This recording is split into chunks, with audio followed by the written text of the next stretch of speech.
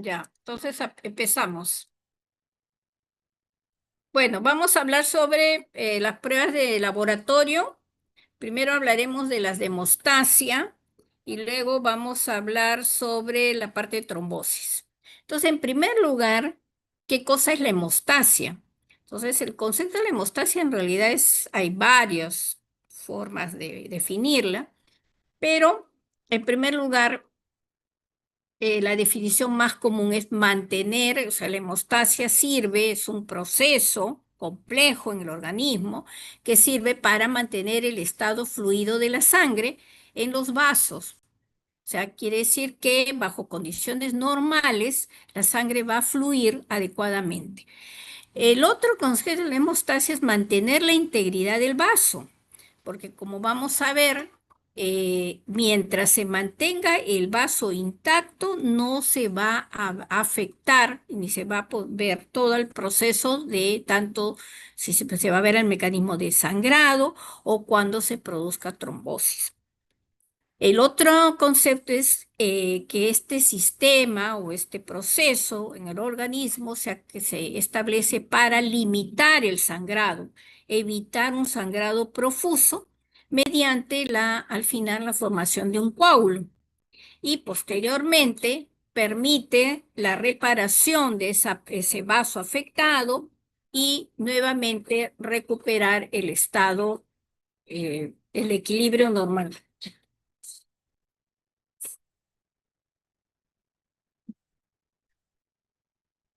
Entonces, como ven en este slide, la hemostasia es como una balanza, el equilibrio de la balanza cuando está el organismo en estado normal, pero cuando se produce una lesión, entonces la balanza se va a inclinar hacia, si hay un cuadro de sangrado, hacia la formación del coágulo, o sea, hacia el lado derecho, o posteriormente a la destrucción de ese coágulo, que es hacia el lado izquierdo de su pantalla, que es el estado ya de la fibrinolisis. Entonces vamos a ver el equilibrio el organismo está en un equilibrio entre el sangrado y entre el otro lado, que es la trombosis, que es la otra ponencia que se va a dar. Este proceso de la hemostasia es dinámico. Por supuesto que lo hemos dividido en fases para, más que todo, la forma académica, porque estas fases precisamente van a reflejarse en el laboratorio y nos va a permitir también establecer mediante la fase, qué patologías podrían verse afectadas.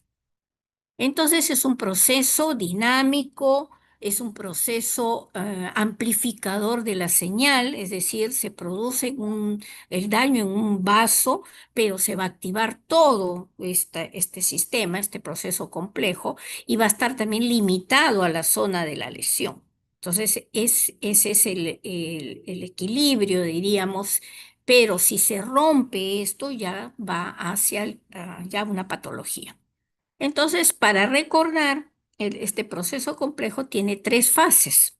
La primera fase es la llamada hemostasia primaria, hablamos de una fase celular, que es la que inicia el proceso cuando se produce la lesión del vaso y principalmente cuando se libera y se destruye el endotelio, que es la pared del vaso que está pegada a la sangre. Entonces, ese endotelio es protector mientras no se produzca la lesión. Ese es la que va a mantener todo el proceso de equilibrio normal. Se destruye ese endotelio, entonces comienza a producirse todo el proceso. Entonces, en la hemostasia primaria, que dura entre 3 a 5 minutos, la primera fase es la vasoconstricción. El vaso tiene una pared, un músculo. Entonces, en lesiones pequeñas, bastará con la constricción de ese vaso para producirse y evitar el sangrado. Pero en otras lesiones no es suficiente. Entonces viene la siguiente fase, que también es hemostasia primaria, que es la activación de las plaquetas. Las plaquetas se van a dirigir como pequeños soldados hacia la zona de la lesión. y va a haber dos procesos. La adhesión, que son las plaquetas que se van a unir a la pared de ese vaso, y la agregación, que es la unión de las plaquetas entre sí, formando un tapón plaquetario, que ese tapón es inestable, es un tapón muy suave, que por supuesto va a ayudar a parar el sangrado inmediatamente, pero no es sostenible.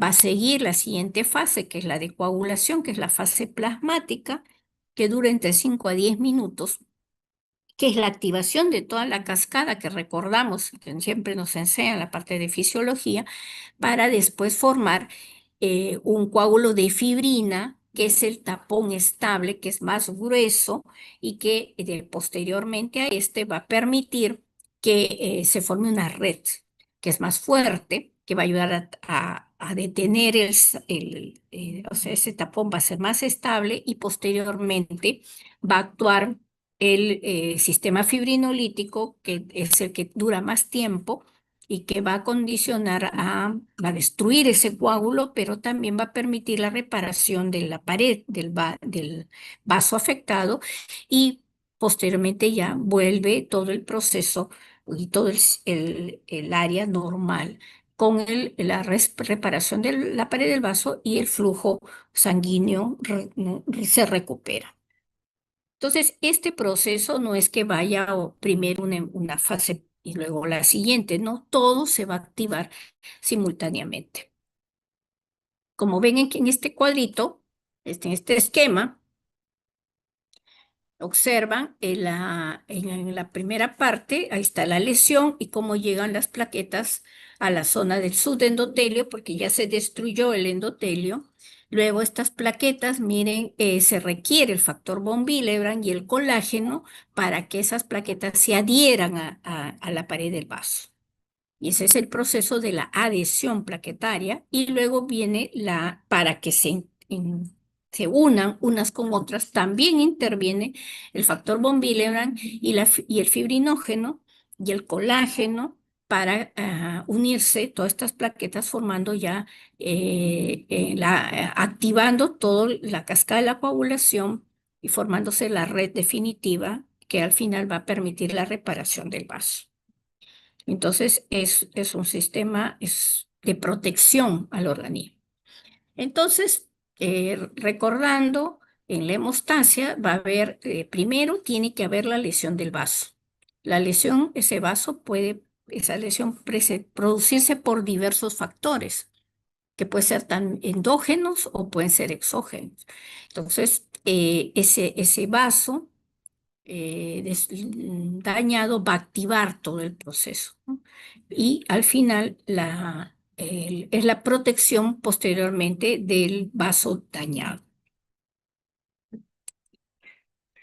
Entonces, ya en forma muy breve que se ha hablado de esa definición inicial, tenemos entonces que en la parte de laboratorio ayudarnos para definir primero si es el defecto que hemos encontrado en nuestro paciente es debido a una hemostasia primaria o a una hemostasia secundaria.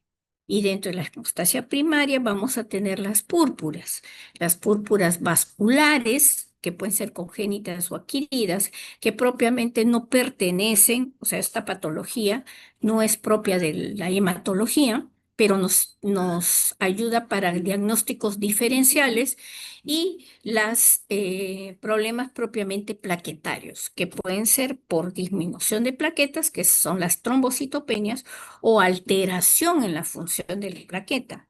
Ahí las plaquetas, la cantidad es normal, pero no funcionan adecuadamente. Y en la hemostasia secundaria tenemos todas las coagulopatías, que pueden ser hereditarias o adquiridas. Entonces, en el laboratorio, bueno, por supuesto que la parte clínica es fundamental.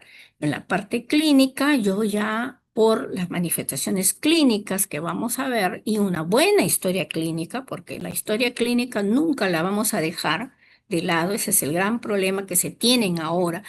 Las nuevas generaciones tienen más capacidad de las por el laboratorio y ya se van dejando la parte clínica. Entonces, la parte clínica, el hablar con el paciente, en examinar al paciente, en hacer una buena historia, nos ayuda a ganar tiempo de ver los exámenes de laboratorio nos van a complementar el diagnóstico clínico que hemos hecho. Entonces ya viendo, voy a ahora en el laboratorio, lo que estamos aquí ya llegando a definir si es hemostasia primaria o hemostasia secundaria, voy a ver reflejado esto en qué pruebas de laboratorio. Entonces, vamos a ver las pruebas de laboratorio. Entonces, hay pruebas que son de orientación o despistaje. Quiere decir que son pruebas que deberían tener todos los laboratorios de nivel 2 y más aún los de nivel 3, que son las pruebas iniciales, que me van a ayudar a reforzar primero de qué es el área, si es hemostasia primaria o secundaria. Y el siguiente paso es definir ya pruebas específicas para ir aclarando el diagnóstico. Entonces, la hemostasia primaria, o sea, la relación del vaso con las plaquetas, aquí principalmente en la hemostasia primaria, las pruebas de laboratorio me van a ayudar a ver tanto el nivel de plaquetas como la calidad de las plaquetas. ¿Qué pruebas tenemos? Tenemos el primero, el estudio de la cantidad de plaquetas. O sea, ya el hemograma me va a ayudar a ver el número de plaquetas que ya incluso ahora se determina automáticamente. Y esas plaquetas también necesito, si están bajas, verificar con la lámina periférica. O sea, el hematólogo, el profesional, debe revisar para ver si están bajas las plaquetas, porque puede haber una agregación, por ejemplo, de esas plaquetas y dar esa falsa imagen de que hay trombocitopenia. ¿Cómo es el nivel de plaquetas? Son plaquetas grandes que me indican inmadurez, entonces me va a ayudar, me va a ir ayudando a definir la causa. El tiempo de sangría que vamos a es una prueba importante, pero que se ha dejado de lado ya con la automatización, porque el tiempo de sangría es una prueba manual que requiere pues de un profesional, un técnico adiestrado y vamos a ver, la prueba en realidad como es manual, ocupa tiempo y para que la prueba salga bien. Y la retracción de coágulo, que es así, vamos a ver, es una prueba muy sencilla que me ayuda muchísimo me ayuda en la presunción de un diagnóstico de hemostasia primaria afectada. Y en la hemostasia secundaria, bueno, tenemos las pruebas que son rutinarias, el tiempo de protrombina, el tiempo parcial de tromboplastina activada y el tiempo de trombina.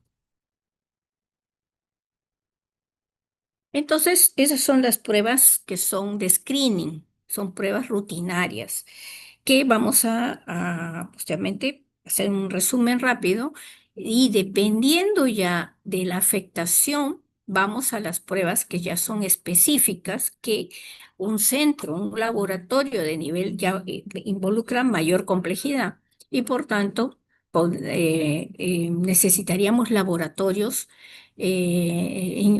mejor los hospitales nivel 3 y laboratorios más especializados. Muchas de estos laboratorios requieren reactivos que a veces son costosos.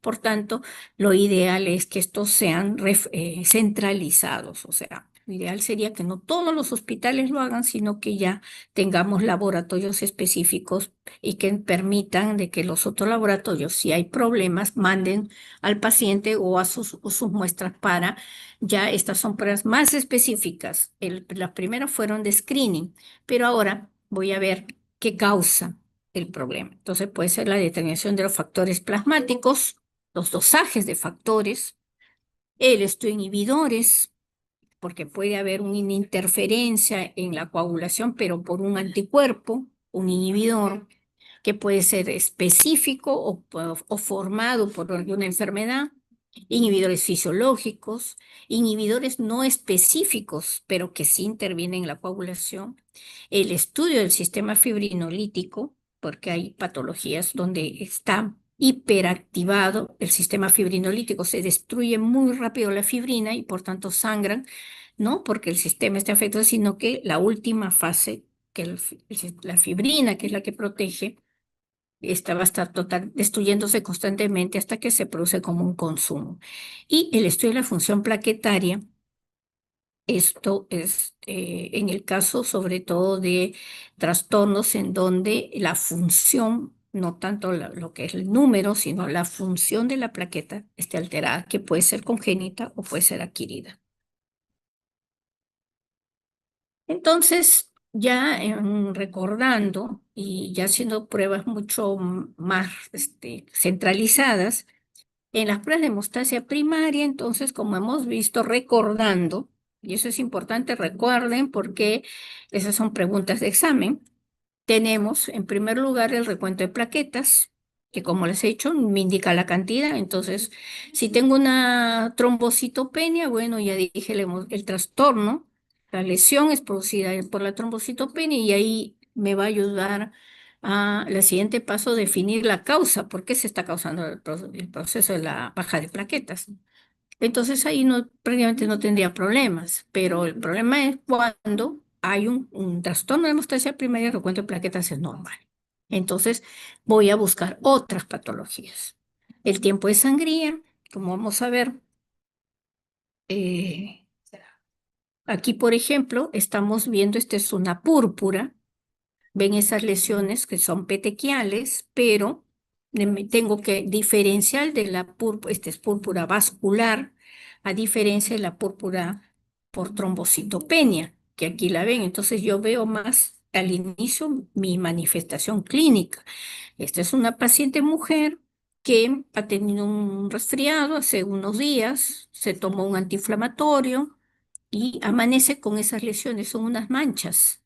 Ustedes ven esa púrpura, es una púrpura vascular. Porque primero, si yo palpo la lesión, esa imagen donde están rojas, protruye. Entonces la púrpura vascular es elevada. Yo lo palpo y hay una elevación. Segundo, que se concentran, ustedes ven ya las manchas violáceas porque tienden a confluir. Tercero, tiende a ser más localizado. Esta es la típica enfermedad de Henoch-Schönlein. Y ven en miembros inferiores aparece, puede haber dolor articular, puede haber hipertensión, puede haber hematuria asociado a este cuadro. Y esto es una reacción, es una vasculitis. Y hay que investigar la causa, puede ser reumatológica, puede ser el mismo proceso viral, el haber tomado algún antiinflamatorio, etcétera. A diferencia de esta púrpura, es una púrpura. Ustedes separada, las petequias son separadas, puntiformes separados. Ustedes palpan, no hay elevación, son totalmente planas y a veces sí, cuando la trombocitopenia es severa, puede haber equimosis alrededor. Este, por ejemplo, es un niño y es un PTI. Entonces, la clínica es fundamental para poder definir, y aquí siempre nos mandan la interconsulta para descarte, pero en el caso de la de la púrpura vascular, no hay trombocitopenia, porque el problema es una vasculitis, es localizado directamente ahí, a diferencia del PTI, que sí van a encontrar diferentes cantidades de plaquetas y de acuerdo a eso la severidad. El sangrado es la hemostasia primaria. Lo característico es el sangrado mucocutáneo, o sea, petequias, pero también cavidad bucal. Se ven aquí, es un niño sangrando constante, entonces es también alarma a la familia porque es un chiquitín que amanece sangrando por la nariz incluso también, o sea, sangrados mucocutáneos. Y aquí ven el frotis periférico. Ven la diferencia. En el lado izquierdo, las plaquetas son los puntitos medios oscuros y alrededor un halo celeste, este rosadito, y acá están agrupados en gran cantidad. Es un frotis normal, a diferencia del lado derecho, que las plaquetas están separadas y ven unas grandes, son las macroplaquetas. Entonces siempre es importante que el personal, el tecnólogo y el mismo hematólogo revise el frotis, sobre todo asociando, o sea, si tenemos la clínica es mejor revisarlo nosotros mismos la lámina. Esta es el tiempo de sangría, que es el método de IBI, que pues el de Duke, que es el de pabellón de la oreja, que es más conocido, pero el más exacto es el IBI. Pero como ven, es más complejo porque tengo que tener un manómetro, tomo la presión máxima, mínima, divido y lo mantengo en la presión media. Hago unas con estilete, unas punciones en el antebrazo y con un cronómetro cada 30 o cada 60 segundos y con un papel filtro voy limpiando porque va saliendo sangre y cuando ya para el sangrado, el cronómetro para. La técnica de Ibis hasta 9 minutos, la técnica de Duke hasta 4. Si hay un problema en hemostasia primaria, va a seguir sangrando pasado ese tiempo. Entonces me ayuda a definir que hay un trastorno. Pero, como ven, es importante, pero es, amerita que el personal vaya y se tome el tiempo para esta prueba. Y ya no se hace porque prácticamente todo se está yendo a la parte de hacerlo ya con equipamiento. Y por tanto, esta prueba está siendo dejada de lado. Acá ven como con el papel filtro, ¿no? Entonces, en patologías donde se altera la función de la plaqueta, como es el caso de los antiagregantes tipo aspirina, o enfermedades congénitas o donde hay un trastorno en la función plaquetaria, y aquí es donde es importante la enfermedad von Willebrand. Sí, la enfermedad von Willebrand es su prima hermana y la hemofilia, pero sus manifestaciones, o sea, si voy a ver la fisiopatología es diferente. El factor von Willebrand interviene como en la actividad de la plaqueta, interactuando entre las plaquetas para que las plaquetas se unan o haciendo como un enclavaje para unirse con el subendotelio. Entonces, la enfermedad bovilera, la hemostasia primaria es la que está afectada. Y yo puedo reconocerlo por estudiar la hemostasia primaria. Y otras patologías ya congénitas menos frecuentes, por ejemplo, el Bernard-Soulier o la trombocitopenia de Glassman, que son trastornos también congénitos de función plaquetaria. Y vamos a encontrar en estos lo que les comentaba, el siguiente paso, la retracción de coágulo. Ustedes ven acá, es un tubo sin anticoagulante nada, tubo limpio. Le agrego sangre total y lo llevo a baño María a 30 minutos. Y el coágulo, si la hemostasia primaria es normal, ustedes van a ver el coágulo bien, o sea, el coágulo fuerte y libera el suero, que es la parte amarilla. Esta imagen corresponde a una retracción completa. Si en cambio la retracción no se va a ver así tan fuerte, sino voy a ver en lugar de ese suero amarillo, lo voy a ver medio rojo, como si fuera un lavado de carne, o completamente rojo, hablamos de una retracción incompleta o no retráctil. Y ya me dice que hay un problema de hemostasia primaria. Entonces, una prueba también sencilla que cualquier laboratorio lo puede hacer y que me da mucha y una valiosa información. Y entonces, en hemostasia primaria, para recordar qué patologías serían primero las trombocitopenias. Esas son las que más afectan la hemostasia primaria, cuando las plaquetas están bajas. Y ahí vienen las de trastorno de función, que serían las trombocitopatías hereditarias o adquiridas. O sea, ahí las plaquetas están normales, solo que no funcionan.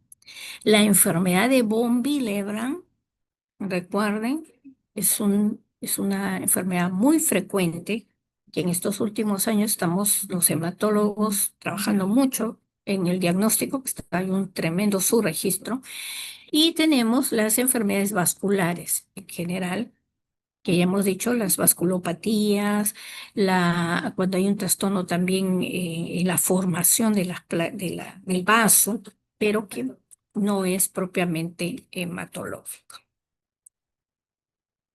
Y ahora sí nos vamos a la hemostasia secundaria, que bueno, esto es lo que conocen más. Y tenemos aquí en forma rápida el tiempo de protrombina, que vemos la vía extrínseca de la coagulación, afecta el factor 7, el 10, el 5, la protrombina y el factor 1. Entonces, la vía extrínseca, y acá dentro de las patologías adquiridas, esta es una de las pruebas que más se altera porque se asocia más a la enfermedad hepática. Entonces, los trastornos hepáticos en nuestros hospitales, sobre todo adultos, es muy frecuente y que son causa de hospitalizaciones, empezando, o sea, por la enfermedad hepática que puede ser ya tendremos que ya investigar la causa. La más frecuente es el alcoholismo, que va a llevar a la cirrosis hepática. Otra causa es si afecta no solamente el tiempo de protrombina, sino va a afectar a otras, veríamos el CID, por ejemplo, y dentro de las adquiridas tenemos el uso de los anticoagulantes orales, los que afectan inhibidores de la vitamina K, que estamos hablando de la warfarina, que la van a ver en la consulta externa, el uso muy frecuente de los anticoagulantes tipo warfarina. Porque los otros anticoagulantes antitrombínicos ya no afectan o afectan menos el tiempo de protrombina. El siguiente es el tiempo parcial de tromboplastina activado, que es la intrínseca. Tenemos los quininógenos de alto peso molecular, las precalicreínas, estas no las podemos estudiar ni dosar. Tenemos los factores de coagulación, el 12, el 11, el 9, el 8, el 10, el 5, el 2 y el 1. De aquí vamos a ver los más frecuentes. Bueno, estos pueden ser también congénitas o adquiridas. Dentro de las congénitas, acá tenemos el grupo de las hemofilias para el factor 8 y 9. Otras deficiencias también que pueden ser congénitas y los trastornos de tipo adquirido. Por ejemplo, el uso de la heparina no fraccionada a grandes dosis también puede prolongar el ATTP. Y la misma enfermedad hepática, la coagulación intramuscular diseminada y los inhibidores tipo el anticoagulante lúpico, por ejemplo, en el caso del síndrome antifosfolipídico, también, y eso, bueno, se comentará en su momento. Y el tiempo de trombina, que es la vía común, principalmente me va a medir el fibrinógeno, tanto que si está disminuida como si tiene un defecto en su función, que es la difibrinogénemia. Aquí ya veremos también el consumo de la fibrina a través de los productos de degradación, como el dímero D.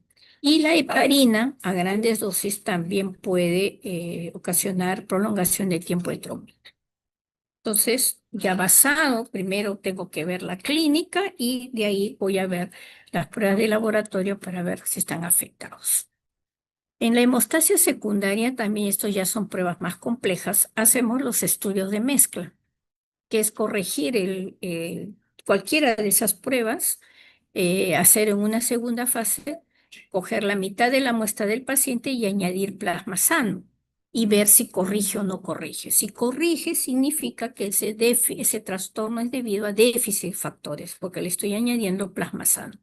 Si no corrige, significa que hay un inhibidor ahí metido, que puede ser inhibidor contra algún factor de la coagulación o puede ser un inhibidor tipo anticoagulante lúpico, puede haber un inhibidor contra, por ejemplo, el factor 8, estamos hablando de hemofilia adquirida. Otros estudios más complejos serían los dosajes de factores de coagulación. Ya, por ejemplo, si estoy en sospecha de hemofilia, entonces tendré que hacer dosaje factor 8 para hemofilia A o el 9 para la hemofilia B. Y bueno, hay otras pruebas que es el tiempo reptilasa, que no se usa ya, que es justamente para determinar si, si la prueba de laboratorio está alterada, interviene ahí, está debida indirectamente por la heparina, por ejemplo. Entonces, el tiempo rectilasa no se altera cuando el paciente está recibiendo heparina. Y no olvidemos el sistema fibrinolítico. Aquí hay que estudiar el fibrinógeno, que es parte del perfil de coagulación normal. Pero tendríamos que ya, si está alterado, estudiar los productos de degradación, dentro de ellos el dímero D, y la lisis de globulina, que es una prueba también sencilla, pero es una prueba manual para estudiar si el sistema fibrinolítico está muy activado. Entonces, la fibrina o fibrinógeno no duran mucho. O sea que más huella no puede ser. Por último, vamos a ver unos screening, unos fluxogramas muy rápido para saber qué prueba de laboratorio, qué dosaje de factores o qué otras pruebas voy a hacer si estamos frente a pues, por ejemplo, un paciente, un niño o niña que estén sangrando, y vamos a ver la prueba de TTPA con la prueba de TP. Si estoy pensando en una enfermedad de tipo hereditaria. Entonces, si tengo, y vamos a ver arriba, el tiempo de protrombina que está alterado, está prolongado, pero el tiempo parcial de tromboplastina es normal, ya sabemos que es la vía extrínseca. Y por tanto, haré el dosaje del factor 7, que si tenemos pacientes, no es frecuente, pero sí puede ser también congénito. Me voy al siguiente. Si tengo el tiempo parcial de tromboplastina alterado, prolongado, pero el tiempo de protrombina normal, ya sabemos que es la vía intrínseca. Entonces aquí estudiaré, y aquí vamos a ver el grupo de las hemofilias, haré el dosaje del factor 8, el factor 9 y el factor 11, que se llamaba antes hemofilia C, que ya no tiene esa definición. Hemofilia solamente está dado para el factor 8 y 9, y el paciente sangra. Pero si tengo esa prolongación, ese tiempo y sin sangrado, estoy pensando en problema de tipo hereditario, tenemos el dosaje del factor 12, que es el único factor que en lugar de causar sangrado, causa trombosis cuando hay déficit, o los factores de contacto, que no podemos hacer los estudios en Perú, pero que sí se reportan casos de también trastornos, deficiencias de tipo congénito. Sigo hacia el lado de abajo. Ambas vías las ven alteradas, tanto el TTP como el TP. Entonces, la vía común principalmente es el factor 10, pero estudiaremos todo el sistema fibrinolítico. Hay que estudiar fibrinógeno. Puede haber disfibrinogenemia, o sea, trastornos hereditarios en donde hay una molécula de fibrinógeno anormal. También puede haber un déficit factor 5, que son dentro de esta vía los más comunes. Y por último, si el paciente que sangra, pero todo su perfil sale normal y todo el proceso de la hemostasia es normal. Entonces acá pensaré en deficiencia de factor 13, que es la estabilización de la fibrina. Hay una prueba, no se hace manual, es una prueba que se denomina test de solubilidad de la urea. Entonces, si estoy frente a un paciente niño o niña pediátrico, estos son los trastornos más frecuentes. Y aquí me voy más si es adquirido, que es lo más común que vemos nosotros.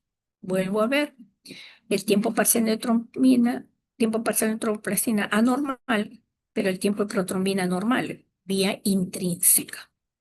Entonces, ¿qué puedo pensar ahí?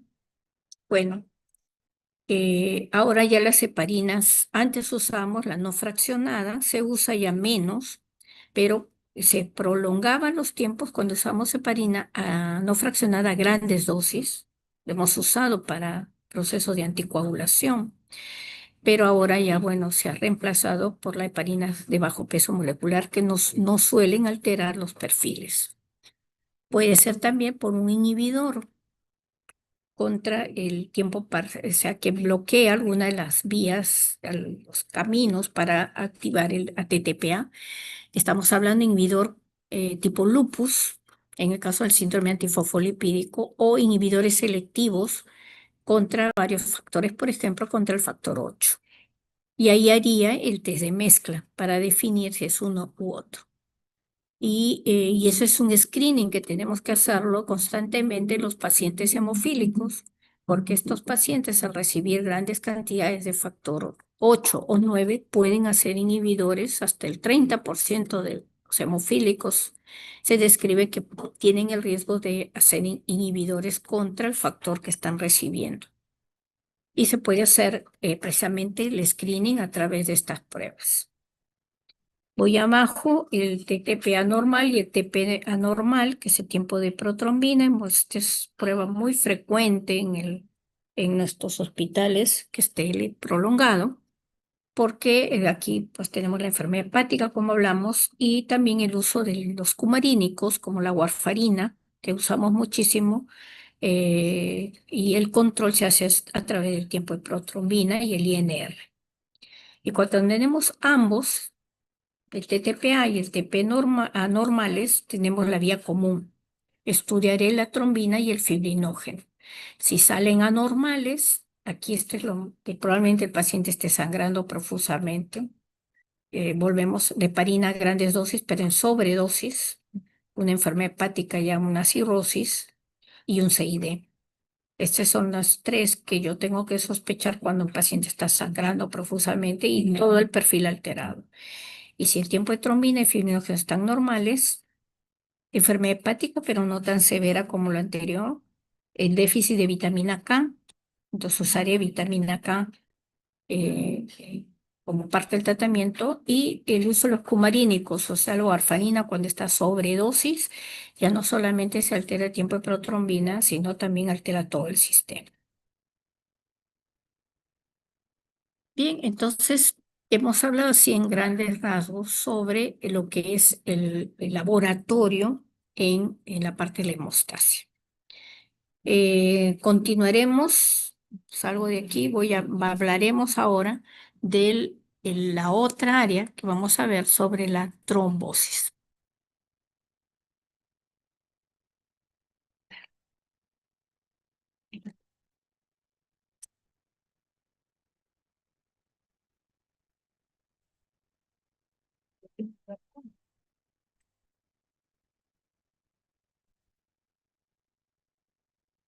Bien, documentos.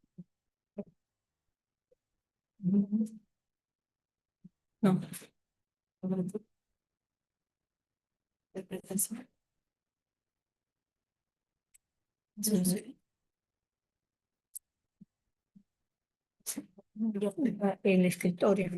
En el escritorio. Sí.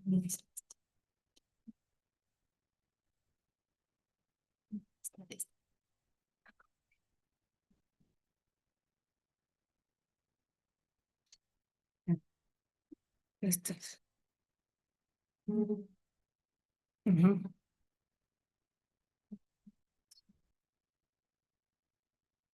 Ciérralo. Vamos, ciérralo. Ciérralo. Vuelve a la punta.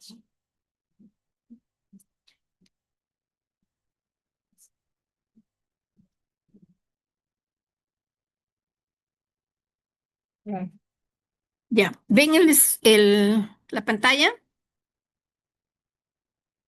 Sí, doctora. Ya. Entonces, para la siguiente parte, ya hablamos sobre la parte de los cuadros de hemorragias, cómo enfocamos en el laboratorio. Ahora vamos a ver un poquito más complejo, porque aquí sí las pruebas de laboratorio para la trombosis son más difíciles de realizar. Los laboratorios no requieren más especialización, otras son otro tipo de pruebas. Y lo otro es que todavía en Perú no estamos teniendo las pruebas adecuadas para trombosis y también a veces no podemos diagnosticar definitivamente la causa de la trombosis porque puede ser multifactorial y puede haber muchas pruebas de laboratorio que se requerirían para poder llegar al diagnóstico. Entonces, a veces nos dedicamos más al tratamiento para evitar las complicaciones propias de la trombosis. Entonces, vamos a primero definir qué es la trombosis. Es una obstrucción local del flujo de sangre en algún vaso sanguíneo, puede ser arterial o puede ser venoso, y provoca, por tanto, al obstruirse, de que la zona que no recibe adecuadamente sangre, debido a precisamente esa obstrucción, comience a producirse isquemia.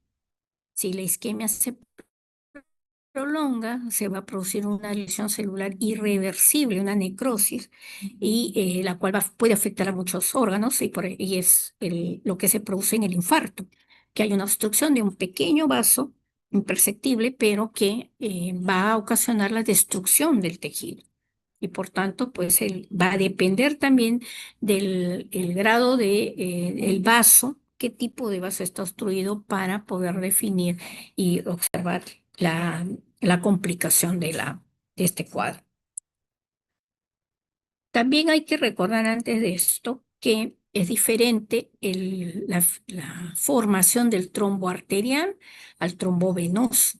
El trombo venoso principalmente está dado por la activación de la cascada de la coagulación, y el trombo principalmente es formado por fibrina y por plaquetas. Por tanto, cuando yo hablo de trombosis venosa, hay que anticoagular al paciente. En cambio, el trombo arterial principalmente es activación de la función de la plaqueta, es un trombo plaquetario principalmente. Por tanto, en las trombosis de tipo arterial, primero, bueno, hay que hacer trombarectomía o hay que usar antiagregantes plaquetarios. El trombo venoso, salvo si hay, pues, afecta a un vaso grande, puede haber repercusiones, y sobre todo si dispara a nivel de émbolos y puede causar problemas, principalmente una embolia pulmonar, y puede causar la muerte en el paciente. El trombo arterial sí es un problema porque depende del grado de obstrucción. Hay que tener, sí, detectar rápidamente el problema, porque como afecta es el flujo sanguíneo, el trombo arterial puede causar también isquemia de la zona distal y puede irse a la necrosis. Por ejemplo, si se afecta un miembro inferior, puede comenzar a causar necrosis de los dedos del pie. Y si no actuamos rápidamente, eso es irreversible y puede llevar incluso a la amputación de la zona, ¿no? Entonces, es importante poder actuar rápidamente. Igual que en los trastornos hemorrágicos, las trombosis pueden deberse a causas congénitas, que llamamos trombofilias, o causas adquiridas. Más frecuentes son las causas de tipo adquirida, pero también ya estamos observando neonatos y niños con cuadros de trombosis. También va a depender del grado de compromiso del vaso. Si es un vaso pequeño y de repente la trombosis pasa desapercibida, se causó el dolor en el momento, y sobre todo en la trombosis venosa, el mismo organismo destruye ese vaso y ese trombo, y el vaso recupera la función y al día siguiente no pasa nada. Entonces, hay que estar muy pendiente de la clínica en el paciente, ¿no? Entonces, cuando hablamos de trombosis congénitas, estamos hablando de las trombofilias. Y como van a ver, no es necesitamos pruebas de laboratorio que no son frecuentes. Por ejemplo, en el Hospital 2 de Mayo no hacemos mm, ninguna de estas pruebas. Entonces, cuando tengo un niño, o un joven, un adolescente o un adulto joven que hace trombosis, no es frecuente, porque la trombosis la vemos más asociado a la tercera edad, a los ancianos, bien buscando una enfermedad secundaria. Entonces, en los niños jóvenes y adultos jóvenes, tenemos la obligación de estudiar si se debe a un trastorno congénito. Y lo dividimos, aquí vemos en dos grupos. Los desórdenes en el grupo 1, hablamos de la deficiencia en antitrombina 3, la proteína C y la proteína S, que son los llamados anticoagulantes naturales, que están en nuestro organismo, estos tres anticoagulantes, y precisamente son el equilibrio, van a evitar que el organismo trombose. Pero cuando hay una disminución de estos, entonces va a permitir que el organismo tenga más facilidad para hacer trombosis. Y no necesariamente lo van a hacer en los primeros años de vida. Puede hacerlo en la adolescencia o la adultez y tienen un factor desencadenante. Por ejemplo, un chico de 15, 16 años que está jugando fútbol y que de repente recibe un golpe y comienza a haber un dolor en la parte posterior de la pierna. Comienza a hincharse con dolor intenso, piensan que es un hematoma, es más bien un golpe, y aumento de volumen la pierna, y esto hay que hacerle una ecografía y encuentran un trombo, ¿no? Entonces es bien raro y es obligado a hacer todas estas pruebas. Y los grupos 2 son mucho más difíciles de hacer las pruebas. Tenemos la resistencia a la proteína C activada, que es el factor 5 de Leiden, una mutación rara de la protrombina, trastornos del fibrinógeno, y también hay que considerar niveles elevados de los factores de coagulación que conllevan a un estado de hipercoagulabilidad. Entonces, como ven, estas pruebas no son rutinarias, son pruebas ya específicas y que es obligado de todas maneras solicitarlo cuando tenemos pacientes jóvenes que hacen trombosis. Dentro de los trastornos de tipo adquiridos, plaquetarios, tenemos el síndrome antifosfolipídico, las trombocitopatías por heparina, por ejemplo, que los que usan heparina podrían hacer problemas de tipo anticuerpos, los trastornos mielodisplásicos, los trastornos de los lípidos, la misma diabetes mellitus puede causar alteración, y la microangiopatía diabética, la fisiopatología es precisamente la función plaquetaria que está alterada.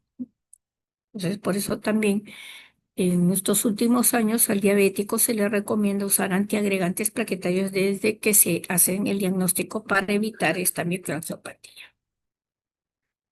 En cuanto a los desórdenes de coagulación y fibrinolisis, y aquí pues es la mayor gama de pacientes que pueden las patologías que pueden causarle trombosis en los adultos, hay que investigar, y por eso se llama factores de riesgo, si tenemos pacientes que tienen estas patologías que puedan conllevar a hacer trombosis. Actualmente ya se considera hacer la anticoagulación de tipo profiláctica, precisamente para evitar que se presente el cuadro. Entonces tenemos, por ejemplo, las neoplasias, unas mayor que otras. Por ejemplo, los adenocarcinomas tienden a causar más factores de condición de trombosis. La misma gestación, que llamamos la trombosis puerperal, porque la mujer en el embarazo hay un estado de hipercoagulabilidad. Prácticamente todos los factores de la coagulación, el fibrinógeno y otros están elevados, especialmente para evitar que la mujer en el momento del parto sangre en exceso. El uso de anticonceptivos orales, y esto sí es importante, sobre todo cuando la mujer va a empezar a usar anticonceptivos orales, que lamentablemente no es rutinario, en hacer otras pruebas, pero sí es importante, previo a esto, investigar si en la familia hay antecedente de trombosis, e incluso en algunos países hacen el screening de investigar las patologías hereditarias, las deficiencias de vitamina 3, proteína CS, antes del uso del anticonceptivo oral. Porque si esta persona tiene algún factor que pueda causar trombosis y que no lo ha hecho y usa anticonceptivos orales, este puede ser el detonante para causar trombosis. El síndrome nefrótico, porque pierde gran cantidad de proteínas a través de la orina, sobre todo la antitromina 3. Trombosis inducida por warfarina. En este caso es inmune, es un componente inmunológico, y la disminución de la actividad fibrinolítica. O sea, no hay destrucción de la fibrina y por tanto esta puede causar trombosis. Problemas del mismo endotelio, por ejemplo, el éstasis venoso. En el caso de que, por ejemplo, una persona permanece mucho tiempo en reposo, producto, por ejemplo, de una fractura de cadera. La persona va a estar un mes en la cama, entonces se recomienda la anticoagulación.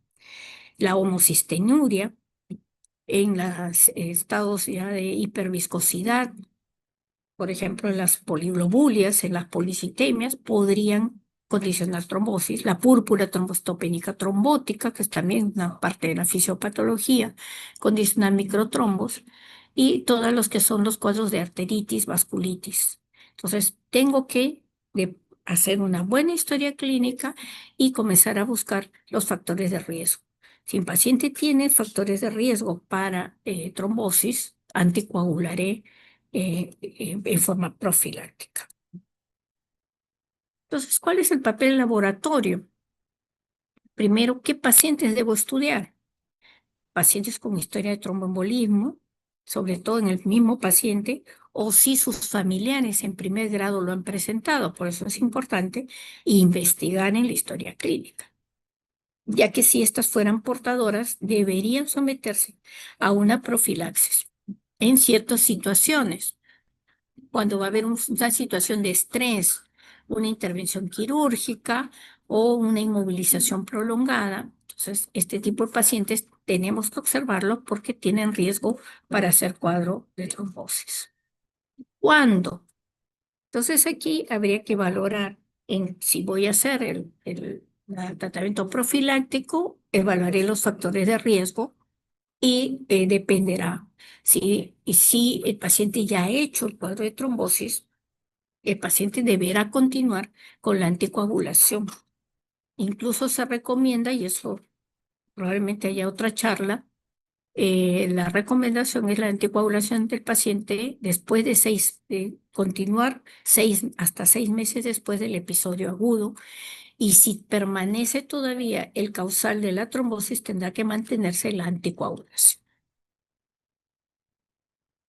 ¿Y qué pruebas voy a hacer de escrutinio para determinar el factor de trombosis? Entonces son las pruebas generales, evaluar el hemograma, por ejemplo, si tiene poliglobulia, ese paciente tiene factor de riesgo, si tiene un compromiso renal, un síndrome nefrótico, si tiene un compromiso hepático, porque por supuesto el hígado también tiene eh, produce factores que protegen contra la trombosis. Entonces, por eso vamos a ver que en los compromisos hepáticos, sobre todo en la cirrosis, también puede el paciente trombosar, a pesar de que tiene más riesgo de sangrar, puede hacer trombosis. Entonces, hay que estar pendientes de evaluar de todas maneras la función.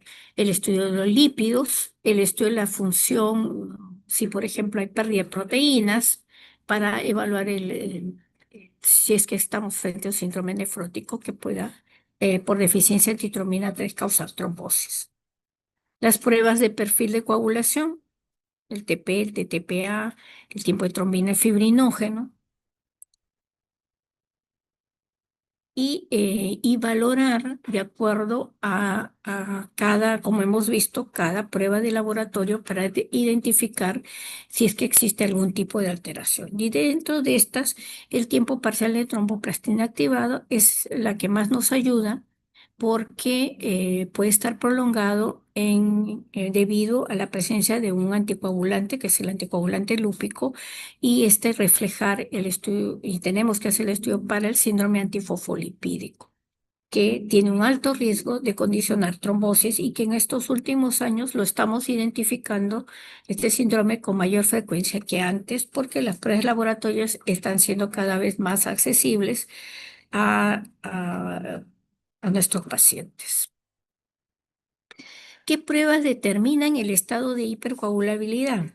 En realidad acá tendré que estudiar desde la clínica del paciente, tendré que valorar los factores de riesgo, pero hay una prueba que es el dímero D, que es un marcador de hipercoagulabilidad muy sensible, pero poco específico. Me va a ayudar principalmente a determinar si su resultado es negativo que esto, o sea, más que si es positivo, si es negativo, si estoy en la sospecha de que pueda ser un problema de trombosis y mi resultado del dímero D es negativo, estoy considerando que hay un bajo riesgo de trombosis venosa profunda. No lo descarto totalmente, pero sí considero que hay un bajo riesgo de que esté presentando el problema. Por ejemplo, llega un paciente anciano con un problema pulmonar a la emergencia. Por eso es importante que el dímero D esté, se pueda realizar 24 horas en el laboratorio, porque el paciente puede llegar a cualquier momento a la emergencia. Y ese paciente que es anciano, de repente tiene un antecedente de un cáncer, llega con distrés respiratorio, toma una placa y me parece un cuadro neumónico, pero recuerden que el cuadro el embolismo pulmonar puede semejar puede incluso una radiografía salir normal. Entonces, ese paciente, por supuesto que le hago las diferentes pruebas, pero aquí el screening es el dímero D. Si el dímero D me sale negativo, yo alejo la posibilidad de que sea una trombosis. Y si me sale positivo, a pesar de todas maneras, tengo que anticoagular al paciente y posteriormente realizar las pruebas, una gamografía, etcétera, para complementar el diagnóstico. Pero definitivamente ese factor, este paciente no puede esperar y hay que anticoagular. Entonces, para eso me ayuda el dímero D. Otras pruebas. Es importante que una vez establecido el diagnóstico, se debe realizar el estudio completo en busca de la causa que ha provocado el estado de hipercoagulabilidad. Entonces, tengo que investigar y dependiendo de la edad del paciente, tendremos que ver qué prueba, qué tipo de trastorno vamos a tener.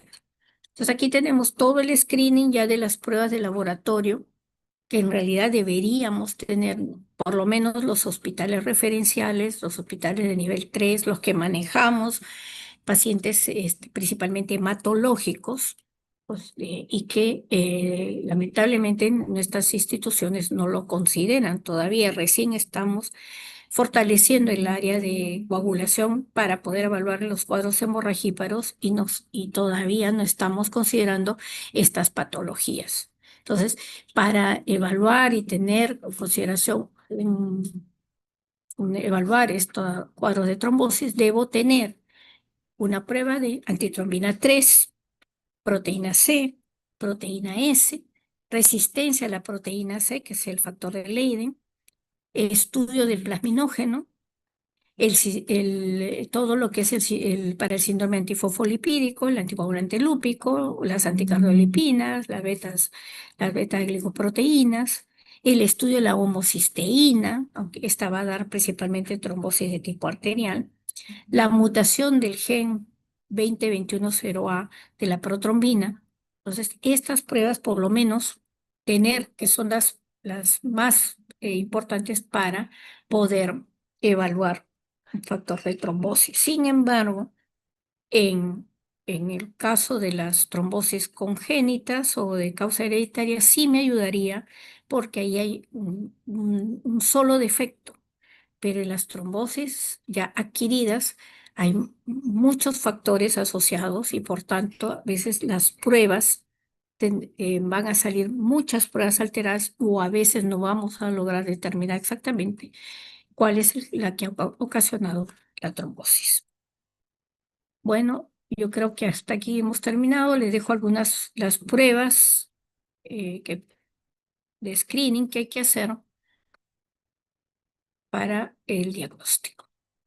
Bueno, entonces nos quedamos aquí y bueno, nos estamos viendo en la siguiente clase. Hasta pronto.